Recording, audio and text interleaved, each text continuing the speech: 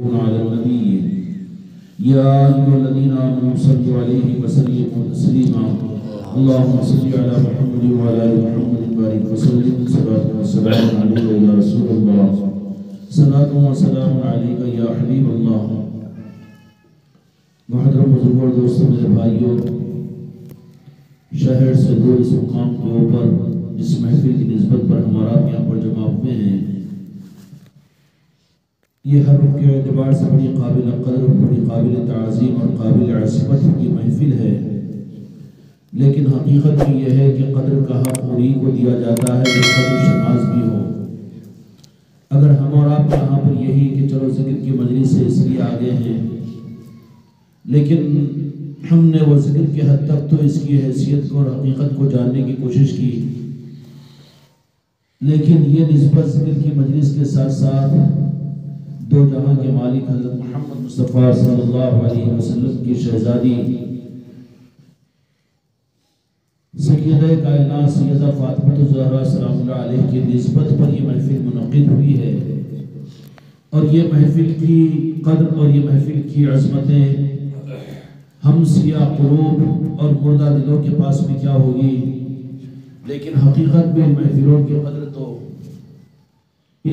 کی قدر تو وہ جانیں گے کہ جن کو اللہ تبارک و تعالیٰ نے انوار و تجلیات سے جو نورانی قلوب عطا فرمائے ہیں. ہم کو تو بظاہر یہی نظر آئے گا کہ چند لوگ جڑے ہیں اور اس طریقے سے مجلس ہوئی ہے اور کچھ نعتیں ہوئی، کچھ منقبتیں ہوئی اور اس طریقے سے مجلس ختم ہو گئی، لنگر بھی لٹ گیا اور مجلس ختم ہو گئی. لیکن حقیقت میں یہ جو سیدہ کائنات سیدہ فاطمہ الزہرا سلام اللہ علیہ کے نسبت کی محفل ہے، یہ محفل تو وہ محفل ہے کہ اگر یہ کہا جائے تو ان محفلوں کے اندر میں شریف ہونے والوں کو بات بہت چھوٹی ہو جائے گی.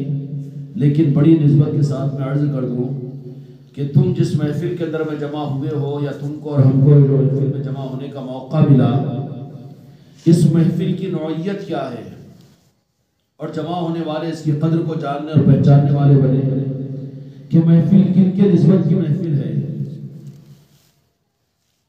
کن کے نسبت کی محفل ہے.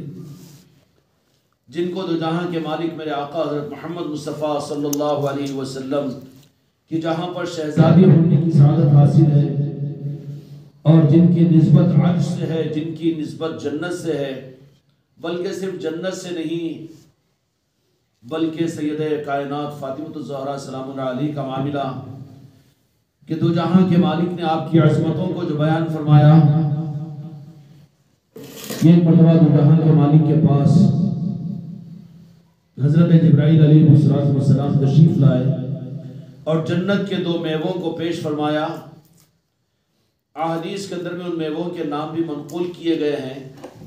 کہا کہ یہ آپ اس کو تناول فرما لیجئے، اور ایک بہت خوشبودار وہ جو پھل تھا اس کو دو جہاں کے مالک نے استعمال فرمایا. تو معلوم کرنے پر پتہ یہ چلا کہ جو خوشبودار پھل تھا یہ آپ کے جسم انور کے حصے سے سیدہ فاطمہ الزہرا سلام اللہ علیہ دنیا میں وجود میں آئیں گی. یہ وہ خوشبودار پھول اور پھل ہے جو سید کائنات کے وجود میں لانے کے لیے رب العالمین نے جنت سے بھیجا تھا. تو پتہ کیا چلے گا کہ اہل جنت کی پہچان ہے کہ وہ سید کائنات کی نسبت کے اوپر کیا بات ہے، خراب کیوں ہوا ہے، سید کائنات کی نسبت کے اوپر جن محفلوں کو سجایا جائے گا، جن کی یاد کی جائے گی اور جن کی یاد سے اپنے گھروں کو منور کیا جائے گا، تو سید کائنات کے نسبت کی محفلیں چونکہ یہ جنتی خوشبو کے پھل کی پہچان ہے، اس لیے ایک موقع پر دو جہاں کے مالک میرے آقا نے یوں ارشاد فرمایا کہ جنت کی عورتوں کی سردارہ میری شہزادی سیدہ فاطمہ الزہرا سلام اللہ علیہ ہے. اور آپ کی عظمت بھی بات فرمائی کہ جنت کی عورتوں کی سردارہ بنا کر آپ کو جنت کا مالک بنایا گیا.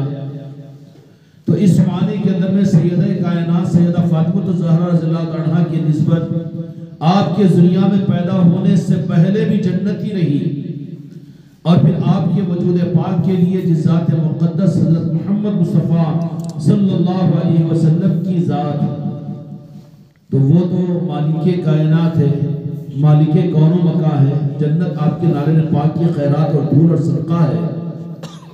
تو پھر یہ تمیز کے بعد والوں کے لیے یہ عصمتوں کی پہچان کیا ہوگی؟ ان کے لیے عصمتوں کی پہچان، ان کے پہچان کا عنوان جو دیا جائے گا وہ یہ ہوگا کہ ان کی زندگی، ان کے مکانات اور ان کی زندگی کے مشغلے سید کائنات کی یاد اور ان کے نسبت کی محفلوں کے ساتھ ان کے گھروں کی پہچان ہوگی۔ اس لیے سید کائنات کو اللہ رب العالمین نے بھی عجیب عظمت عطا فرما دی اور آپ کے تذکرے کو خیر کا تذکرہ فرمایا اور آپ کی نسبت کو پاک نسبت فرما دی، اور آپ سید کائنات حضرت فاطمہ الزہرا سلام اللہ علیہ کی عظمتوں کو اس درجے میں بیان فرمایا کہ ایسا محسوس ہوتا ہے کہ دو جہاں کے مالک کے عظمتوں کی وجہ سے جگر گوشہ مصطفیٰ سید کائنات سیدہ فاطمہ الزہرا سلام اللہ علیہ کو رب العالمین نے بھی وہ عظمت عطا فرمائی کہ اس دنیا میں احادیث کے ذخیرے اور قرآن مجید کے مطابق میں تو سید کائنات کی عظمتوں کو تو رب العالمین نے ظاہری فرما دیا، لیکن اسی کے ساتھ میں اللہ تبارک و تعالیٰ نے آپ کی عظمت کو اور آپ کی فضیلت کو اور آپ کی شخصیت کو حضرات صحابہ اکرام رضوان اللہ تعالی اجمعین اور مدینہ المنورہ کے اندر میں ظاہر کرنے کے لیے ایسے واقعات جو کسی اور صحابیات کے ساتھ پیش نہیں آئے۔ سید کائنات سیدہ فاطمہ الزہرا سلام اللہ علیہ کی ولادت بسعادت کی ان خوشیوں کے اندر میں ہم اور آپ یہاں پر جمع ہوئے ہیں، یہ وہ کون سی خوشی کہ کن کو یہ حق ملے گا، کن کو حق ملے گا؟ آپ بھی اپنے گھروں میں تقریبات کرتے ہوں گے، لیکن بعض تقریبات وہ ہوتی ہے جس کے لیے سارے لوگ آ کر آپ سے شیر خورما پیتے ہیں، آپ کے گھر میں آتے ہیں۔ ایک تقریب وہ ہوتی ہے کہ جس کے اندر میں محلے والوں کو بھی بلایا جاتا ہے، شادی و بیاہ کی تقاریب ہوتی ہیں تو وہاں پر بھی جن کو آپ چاہیں گے ان کو بلائیں گے، لیکن ایک تقریب وہ ہوتی ہے جو خاص الخاص ہوتی ہے، جیسے چلہ اور چھٹیوں کا معاملہ، اس کے جواز کا فتویٰ میں نہیں دے رہا ہوں، لیکن اس میں تو مخصوص لوگوں کو بلایا جاتا ہے کہ افراد خاندان ہی اس کے اندر میں شریک رہیں گے۔ تقریبات تو عید کی بھی ہے، تقریبات تو عقد اور ولیمے کی بھی ہے، تقریبات تو کچھ اور بھی ہے، اور تقریبات کی نوعیت کے اعتبار سے چلے اور چھٹی کی بھی ہے، لیکن ہر ایک میں بلائے جانے والوں کی نوعیتیں الگ الگ ہوگی، کیوں بھئی ہوگی کہ نہیں ہوگی؟ اب جس عنوان پر میں اور آپ جمع ہوئے ہیں، اب اس کے اوپر ہم اپنی قسمت پر کتنا ناز کریں اور خانقاہ محمدی کے نظام کے ہم کتنے مشکور و ممنوع بن جائیں، خواجہ خواجگان کی عطا کے اوپر کتنا خواجہ خواجگان کی چوکھٹ پر اپنے ماتھے کو رکھ کر ان کا شکریہ ادا کریں۔ تقریبات تو آپ کے گھروں میں ہوتی ہے، میں نے فرق بتا دیا کہ ہر تقریب میں بلانے والے اور آنے والوں کی نوعیت علیحدہ علیحدہ ہوتی ہے۔ اگر کسی آپ خاص پروگرام میں اپنی ناتی پوتی کے عنوان پر اگر کوئی چلے اور چھٹی کی مجلس کرے، اس کے اندر میں عام لوگ آ کر اگر یہ کہیں کہ اب تو رمضان کو بھی آ کر ملتے ہیں، آپ ہم کو کیوں نہیں بلائے؟ پھر لوگ دوست احباب کی مطالبہ کریں کہ بھائی آپ ہم کو عقد اور ولیموں کی دعوتوں کے اندر میں ہزاروں کے مجمع کو بلاتے ہیں، لیکن اس دعوت میں تم ہم کو کیوں نہیں بلائے؟ تو شریفانہ جواب آپ کا کیا ہوگا کہ یہ محفل خاص تھی، یہ تقریب خاص تھی، یہ صرف افراد خاندان کی تھی، صرف ان لوگوں کی تھی جن کو ہم اپنی خوشیوں میں شامل اور اپنی خاص نسبت والے ہم جن کو سمجھتے ہیں انہی کو اس میں بلاتے ہیں۔ سمجھ میں آگئی بات؟ سید کائنات کی نسبت کے اوپر ان محفلوں کے سجائے جانے کا موقع ملنا اور ان مجلسوں کے اندر میں آ جانا یا ان محفلوں کو اپنے گھروں کے اندر میں کرنے کا موقع کا مل جانا، یہ کس درجے میں خدا پاک کی طرف سے عظیم انعام ہے۔ یا رسول اللہ اپنے شہزادی کی نسبت پہ اس محفل کو ہماری لاج رکھوا دیجئے، اور قیامت کے میدان میں عجیب معاملہ ہوگا کہ عام طور پر خدا پاک اعلان کرے گا وَامْتَازُوا الْيَوْمَ أَيُّهَا الْمُجْرِمُونَ کہ آج مجرمین اور فرمانبردار الگ ہو جائے، کافر اور مشرک الگ کر دیے جائیں گے۔ اس کے بعد میں گناہگاروں کو دو جہاں کے مالک حضرت محمد مصطفیٰ صلی اللہ علیہ وسلم کہیں گے کہ بہرحال انہوں نے میرا کلمہ پڑھا تھا، یہ میری امت ہے۔ اللہ رب العالمین سے اپنے محبوب میرے آقا دو جہاں کے مالک اپنی امت کے گناہگاروں کو مانگ لیں گے کہ ان کی شفاعت کا حق مجھے آپ ادا کر دیجئے. ان میں سے بعض بھی وہ رہ جائیں گے. فاسق اور فاجر اور گناہگاروں کو تو دو جہاں کے مالک اللہ رب العالمین سے اپنی شفاعت کے لیے مانگ لیں گے. اللہ رب العالمین کہے گا کہ پھر یہ کیوں؟ تو کہا کہ نیک لوگ تو اپنے عمل کی وجہ سے تو ان کو جنت میں بھیج دے رب العالمین. تیری رحمت سے وہ جنت میں چلے جائیں گے اور تیری مغفرت سے چلے جائیں گے. پھر یہ امت کے گناہگار تو کہا کہ یہ امت کے گناہگاروں کے لیے میں شافی المسلمین بنا ہوں. ان میری امت کے گناہگاروں کو میرے حوالے کر دیجئے. امت کے گناہگاروں کو بھی دو جہاں کے مالک کے حوالے کر دیا جائے گا. لیکن اس میں ان بدنصیب گناہگاروں کی ایک قسم وہ بھی ہوگی کہ جن گناہگاروں سے دو جہاں کے مالک میرے آقا محمد رسول اللہ صلی اللہ علیہ وسلم اعراض کر لیں گے، نظر کو پلٹا لیں گے. وہ کون سے گناہگار؟ جو گناہوں میں جس گناہ سے بڑا کوئی گناہ نہیں ہوگا. وہ کون سے ہوں گے؟ جو آل رسول کے ساتھ عداوت رکھنے والے اور بغض رکھنے والے. ان کے متعلق دو جہاں کے مالک اپنا اعراض کر کے اپنے رخ کو پلٹا لیں گے.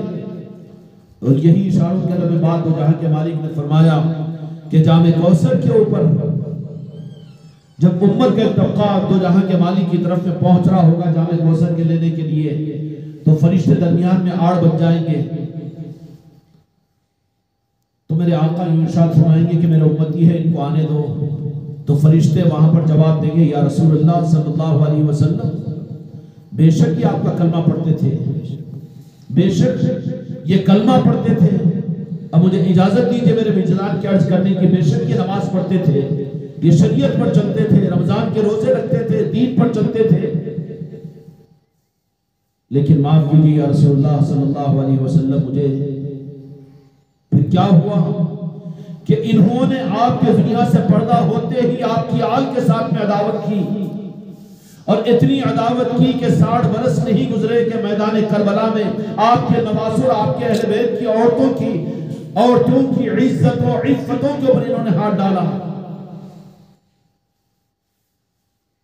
دو جہاں کے مالک وہاں پر اعراض فرما دیں گے کہ سوحقن، عربی کا لفظ سوحقن ہے حدیث پاک میں، کہ مجھ کو ان سے دور کرو، میں دیکھنا نہیں چاہتا.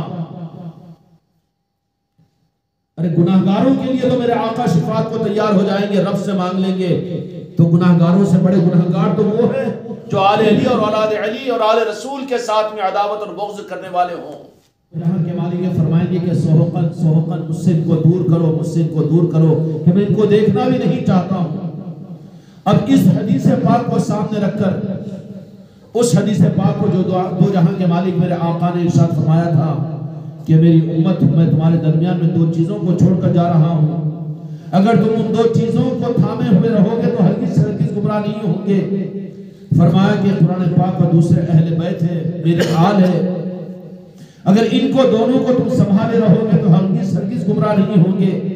اور فرمایا کہ قرآن مجید یہ ہدایت کی رب کی کتاب ہے، اور اہل بیت یہ میری عطرت اور میری آل ہے.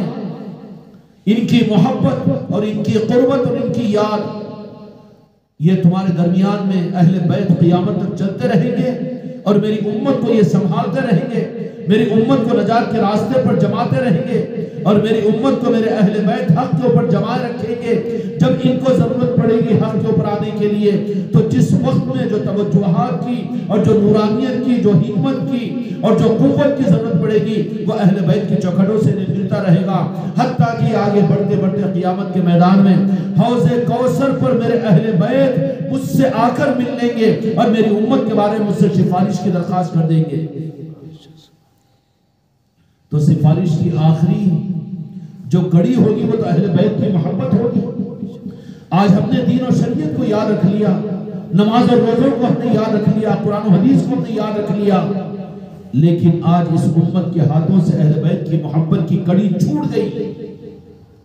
خوش قسمتی ہماری اور آپ کی یہ ہے کہ اس کڑی کو خواجہ خواجگان نے خانقاہ محمدی کی صورت میں ہم غلاموں اور ہم ان کے نام لیواؤں کو عطا کی کہ آج میرے ان بچوں کے گھروں میں سید کائنات کی نسبت کی محفلیں ہو رہی ہیں اور خانقاہ محمدی میں محفلوں سے محفلوں کو سجایا جا رہا ہے، اور پتہ نہیں کہ اس سرزمین ہندوستان کے اوپر خانقاہ محمدی کی نسبت پر سید کائنات کی نسبت کی محفلیں کتنی ہو رہی ہے۔ یہ کیا چیز ہے کہ وہ حدیث جو میرے آقا نے فرمایا کہ میری اہل بیت حوض کوثر پر آ کر مجھ سے ملیں گے جب تک میری امت کے ساتھ اہل بیت چلتے رہیں گے، یہ سلسلہ خدا پاک کی طرف سے چلتا رہے گا۔ اور اہل بیت امت کے لیے کیا ہے؟ ہر زمانے کے اندر میں حق پر جمنے کے لیے ان کی نسبت ایک اندر کے خون اور روح ہے۔ جب اس روح کے ساتھ میں امت چلے گی تو پھر یہ حق کے راہوں کے اوپر اس طرح سے چلتی رہے گی کہ پھر ان کو وہ ہمت اور وہ عظمت اور وہ ماحول کے خلاف میں جرأت اور ان کے خون کے اندر میں وہ گرمی جو آل علی اور اولاد علی کے ذریعے سے انسانیت اور امت کو ملتا ہے، وہ چیز ان کو سپلائی ہوتی رہے گی۔ کیا ہوتی رہے گی؟ میرے بھائیوں، کرونا کے موسم میں آپ لوگوں نے دیکھا ہوگا کہ وہاں کے مرض کا اثر سیدھا لینس پر ہوتا تھا، پھیپھڑوں پر، اور اس وقت میں آکسیجن، کیا ہوا کے اندر میں آکسیجن ختم ہو چکی تھی؟ نہیں ختم ہو چکی تھی نا، لیکن وہ ہوا کے اندر میں سے آکسیجن کو کیا جو لینے کا وہ صلاحیت اور امیونٹی طاقت ان کے اندر میں نہیں ہونے کی وجہ سے اب آکسیجن کے سلنڈروں سے ان کو ریڈی میڈ آکسیجن دینا پڑتا تھا۔ اسی طریقے سے قرآن و حدیث کے اندر میں دین اور شریعت معلوم ہو جائے گی، لیکن اپنے وقت پر جب فتنے دنیا میں پھیل جائیں گے دم گھٹنے لگے گا، اہل بیت کو شیعہ اور رافضی کہہ کر بازو کر دیا جائے گا اور اہل بیت کی محبتوں کو امت کے اندر سے ایمان کے روپ سے نکال دیا جائے گا۔ اس وقت میں یہ اہل بیت کی محبتوں کے یہ آکسیجن سلنڈر ہے جو امت کی روحانیت کے لیے اور امت کے دین کے لیے ان کے لیے سارا آخری عنوان ہوگا۔ اگر یہ نہیں دیا جائے گا تو پھر امت سکرات میں آ کر ہلاک ہو جائے گی۔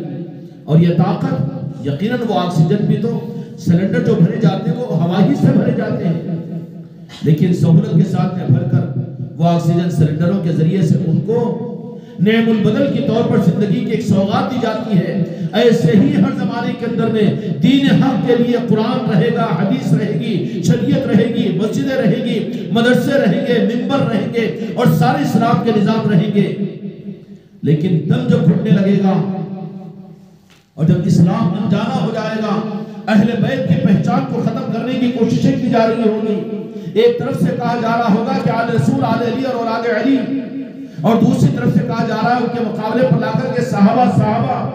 بے شک صحابہ ہے، لیکن کرونا کے مرض کے اندر میں اب ہوا کی آکسیجن کام نہیں آئے گی، بلکہ اب اس وقت ضرورت پڑے گی کہ ان کو آکسیجن سلنڈر دیا جائے۔ اس طریقے سے آج کے دین کے ماحول کے اندر میں ہم اعلان کرتے ہیں کہ آکسیجن کے سلنڈر اہل بیت کی محبت ہے، اور یہ سلنڈر کوارنٹائن میں جانے کے بعد میں آخری سانسوں اور جب کہ لنز کام کرنے کے لیے تیار نہ ہو، پھر ہاتھ چھوڑ چکے ہو، زندگی اور موت کی زیشت کے اندر میں موجود ہو، اب تم یہ دعویٰ نہیں کرنا کہ باہر کی آکسیجن کیا ختم ہو گئی، لیکن ہے اس ہوا کے اندر میں آکسیجن، لیکن آپ آکسیجن سلنڈر کی ضرورت ہے۔ اس لیے ہر گھر میں سیدہ فاطمہ کائنات اور اہل بیت اور اولیاء کے نسبتوں کی محفلوں کی ضرورت ہے۔ یہ آکسیجن کے سلنڈر ہے امت کے لیے اور امت کے دین کے لیے۔ دو جہاں کے مالک میرے آقا نے فرمایا کہ حوض کوثر پر میری اہل بیت آئے گی اور آ کر وہاں پر یہ رخ بتا دے گی کہ دین کو ہم نے دیا تھا اور دین کو ہم نے سنبھالا تھا، لیکن ہمارے ساتھ میں جنہوں نے دین کو لیا وہ امت ہے، یہ امت ہے کہ جن کے دلوں میں آپ کے اہل بیت کی محبت تھی۔ ہائے ہائے محبت! صحیح بات تو یہ ہے کہ محبت ہوتی ہے کہ نہیں جاتی۔ اب ہم اپنے بارے میں سوچ لیں، ہم اپنی پہچان قائم کر لیں۔ اہل بیت کے ساتھ کی محبت کوئی جذباتی چیز ہے؟ آل رسول کے ساتھ، اولیاء کے ساتھ کی محبتیں کوئی تحریک و جماعت کا نظام ہے؟ نہیں، بلکہ یہ تو سعید روحوں کی پہچان ہے، نیک وقتوں کی علامت ہے۔ لا یستوی اصحاب النار واصحاب الجنہ، اصحاب الجنۃ هم الفائزون۔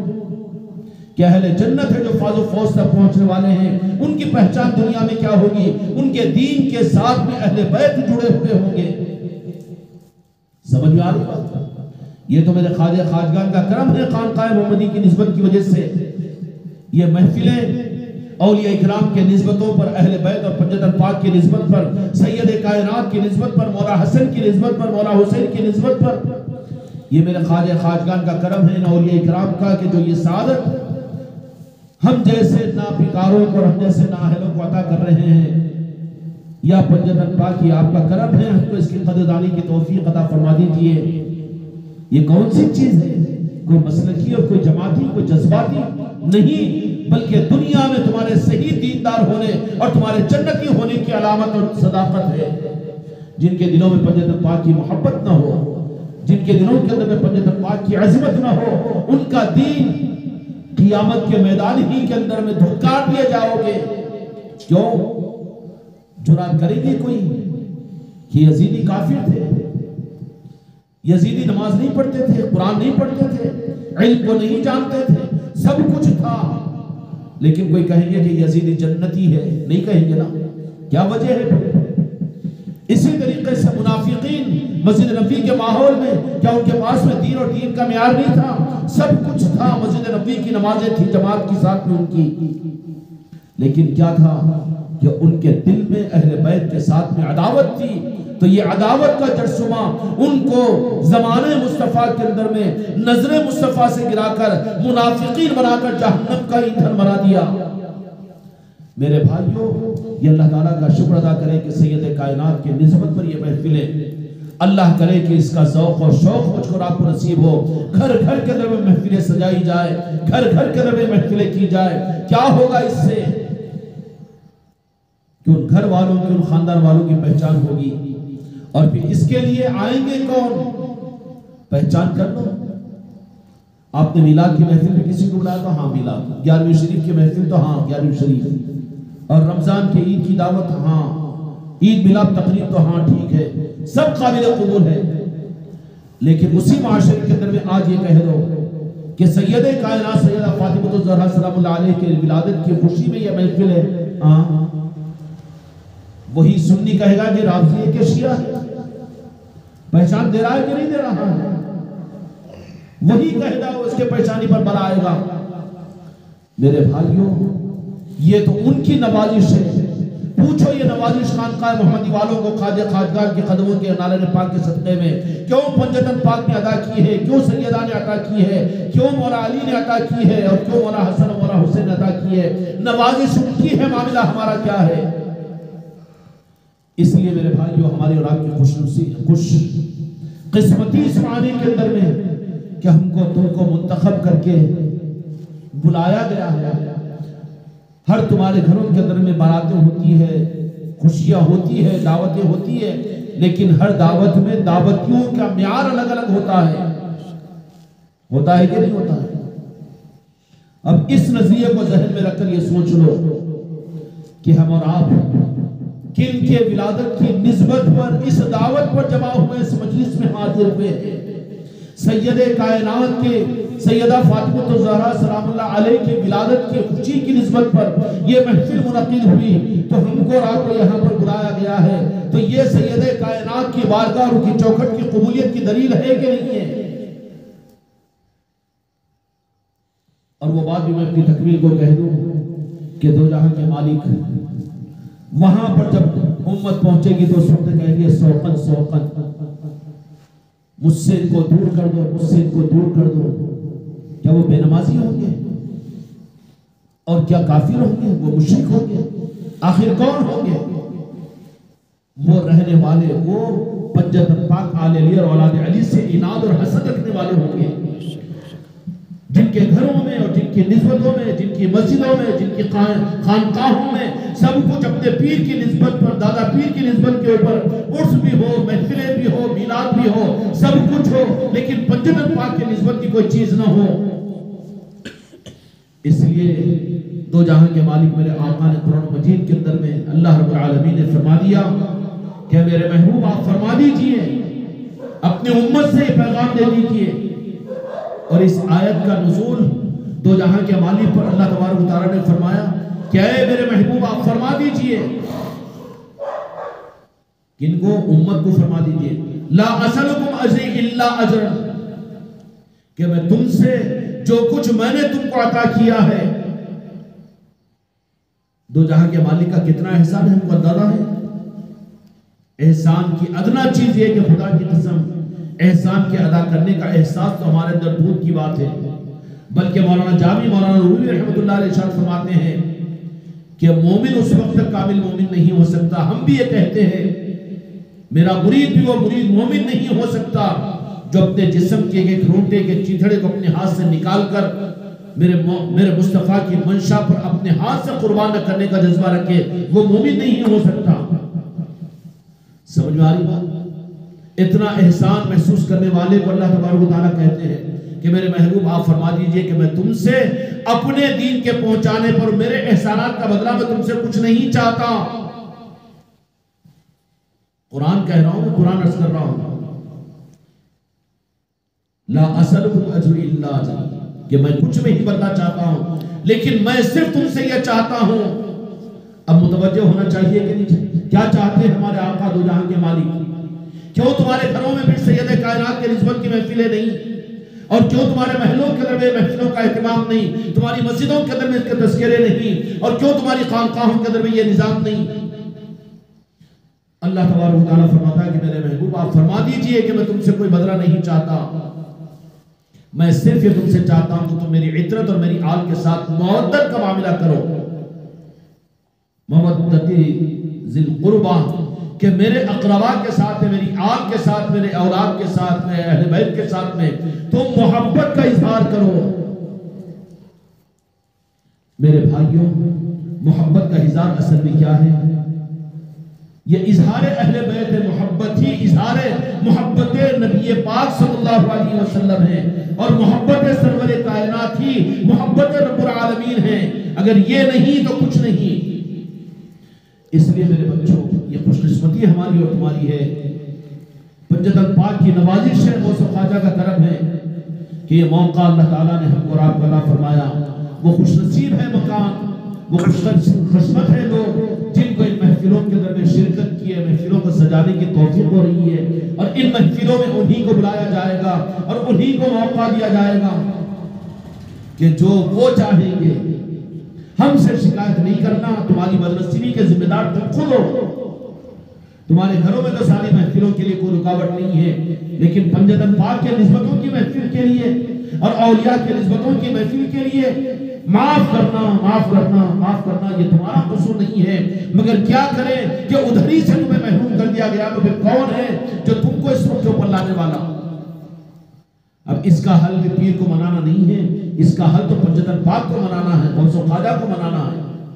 یا اللہ، جس گھر کی خوشیوں کو میں دیکھنا چاہتا ہوں اس گھر میں پنجتن پاک کی خوشیوں کو میں نہ دیکھوں تو مجھ سے زیادہ بدنصیب کون ہوگا؟ جس گھر کے اندر پیٹ بھر کھانا کھا کر میں آرام کے ساتھ سوتا ہوں، اس گھر کے اندر میرے اولیاء کی نسبتوں کی محفل نہ ہو تو اس سے زیادہ بدنصیبی میری اور کیا ہوگی؟ میرے بھائیوں اور میرے دوستوں، میرے بچوں، اس خوشی کے موقع پر ہم اور آپ آئے ہوئے ہیں. یہ کون ہے؟ سید کائنات سیدہ فاطمہ الزہرا سلام اللہ علیہ، کہ تو جہاں کے مالک حضرت اسماعیل علیہ السلام نے پھل کھلایا. یا رسول اللہ، جنت سے اللہ نے بھیجا یہ پھل.